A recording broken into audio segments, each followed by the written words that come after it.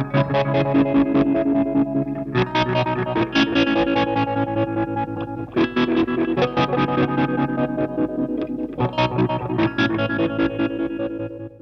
everyone, build report for the Grincustoms Feng Drive. Not going to tell you what it's based on. You can probably guess by the graphics I've used on the front.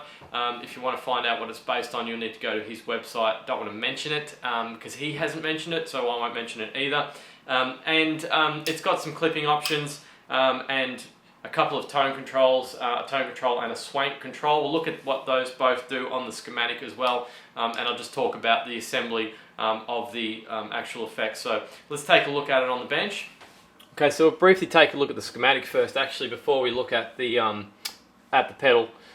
So it's an op-amp distortion, as we can tell. These two are the amplifiers in the 4558. So there's two amplifiers. One's used for the tone control, one's used for the gain section.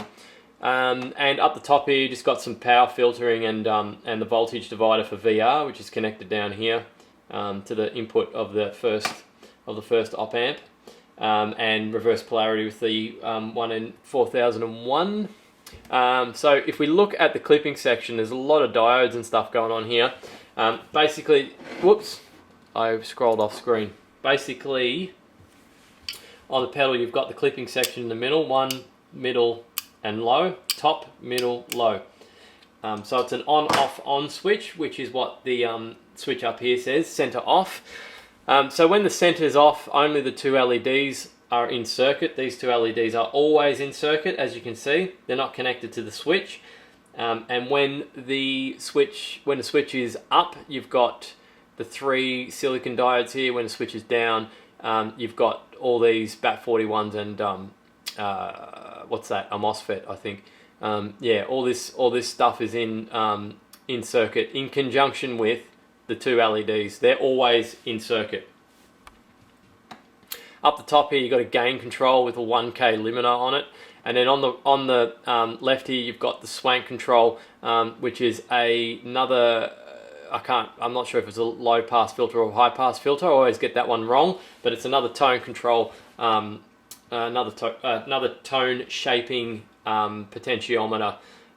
So yeah, that's just on the side. So that's in conjunction with the tone control on the output here, and then you just got a standard volume, output that I've talked about a billion times in the past on the output there. So hopefully that will give us an idea of what we'll see in the sound demo, particularly with the tone, with the clipper. The middle should be the loudest because it's only got two diodes, and then the top and bottom should be lower, and it might sound maybe compressed because there's a lot of diodes happening in the gain section here.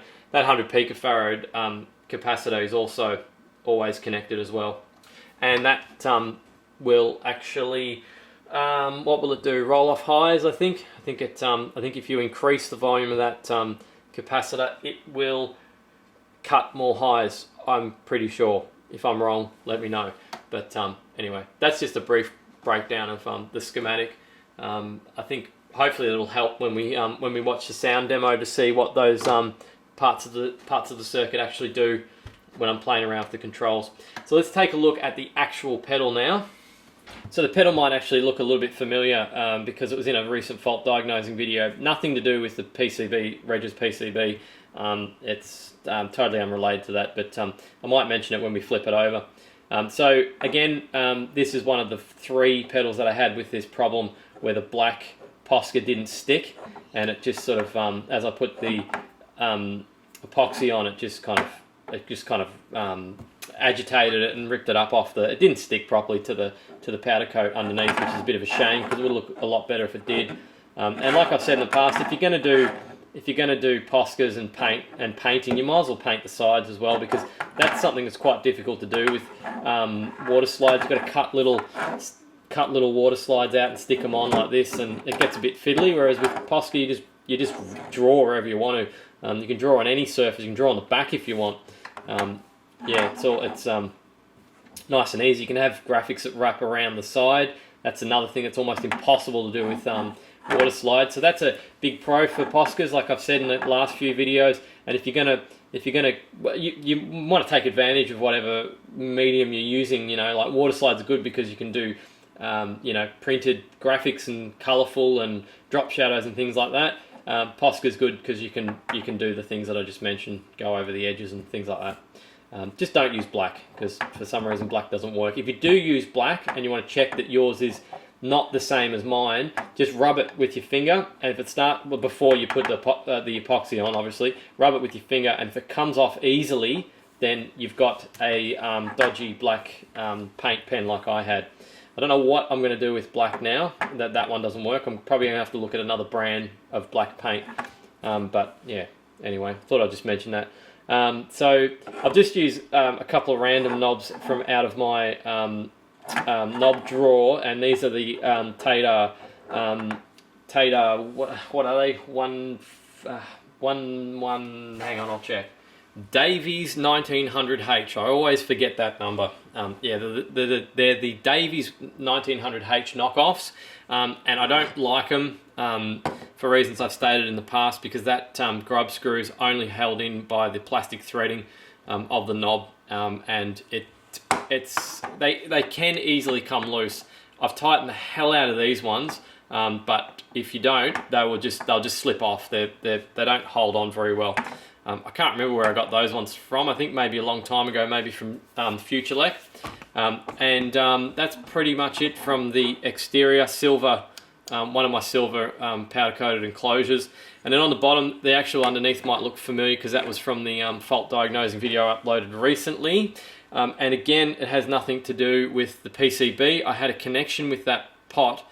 I won't go into a lot of detail because I did with the fault diagnosing video, but basically one of the legs of that pot was touching the pot below it, because I used a solder lug on this and not a PCB mount for that pot. So the lugs were actually slightly oversized, and they were touching the pot housing below, which is ground.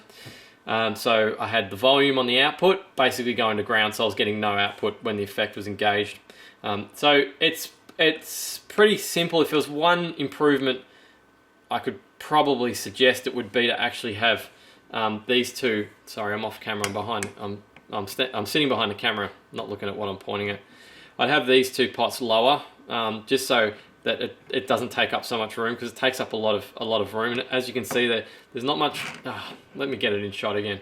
As you can see, there's not a lot of room left over here. I mean, you know, the pots are right on the outside, so I think the pots could have been reorganized a little bit better than that, but yeah, I don't want to criticize Reg's work. It's just an observation. The other thing too is that I've left too much room down the bottom here.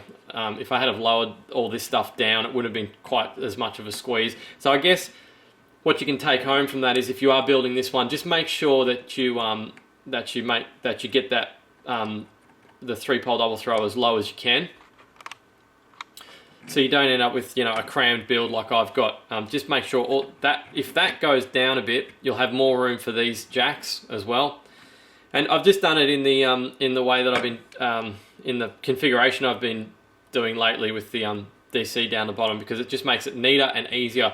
And I mean, you sort of might be looking at that thinking, well, it's not the neatest build that you've ever built, but you've ever seen. But just remember that I actually rebuilt this like 3 times, so I'm pretty impressed with the fact that it doesn't look like, you know, rubbish, that it actually doesn't look too bad, because it's been in and out 1,000 times.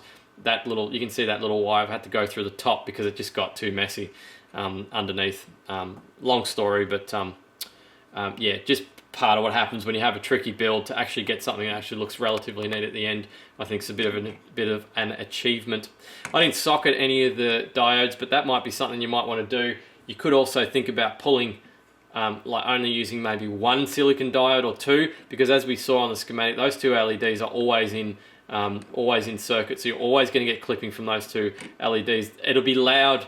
It'll be a very low level of clipping, but yeah. Actually, no, hang on. The other way around. I can't remember. When the forward voltage is up, I think the clipping is low, or the other way around. I can't remember. Anyway, leave a comment if you know which way around that is. But that's on the gain section of the first amplifier in the op amp. So yeah, you could socket those. There's the BAT41s that we saw. So that's all the clipping section. You got the BAT41s, the 2 LEDs. They're the 2 MOSFETs, and there's the 3 silicon diodes. So that pretty much all those components make up the clipping section. And there's that 100 picofarad capacitor we saw in the gain section as well. So yeah, see, that's a good reason why you should look at the schematic too, because you can just sort of work out where what everything is and what everything does. In case you have a problem with your circuit as well, you might be able to narrow down where the problem lies. Like for instance, if one of those positions of the toggle switch wasn't doing anything, like let's say the top position was the same as the middle position, you could probably work out there might be a short on one of these, one of the silicon diodes or the BAT41s and the MOSFETs. So just an example of knowing how the circuit works, how it can be easier to fault diagnose. And that's obviously, I've talked about these a million times, but that's my Deluxe 3-pole double throw with the trim pot that adjusts the brightness of the LED. I won't go into any more of that because I've told you about it a million times. So that's it for the build report for the Feng Drive. Pretty straightforward, as most overdrives are.